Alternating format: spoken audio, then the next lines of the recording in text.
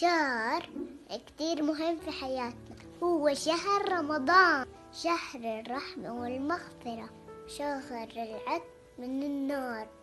بتمنى الكل يستغل هذا الشهر. يعني يستغل هذا الشهر يعني نعبد الله كتير منيح، ما تناموا كتير، ما تسهروا كتير، صلوا، استغفروا الله، اقرأوا كتير قرآن. القرآن حبيبنا، لازم نقرب من الأرض، نعمل خير خصوصا بهذا الشهر.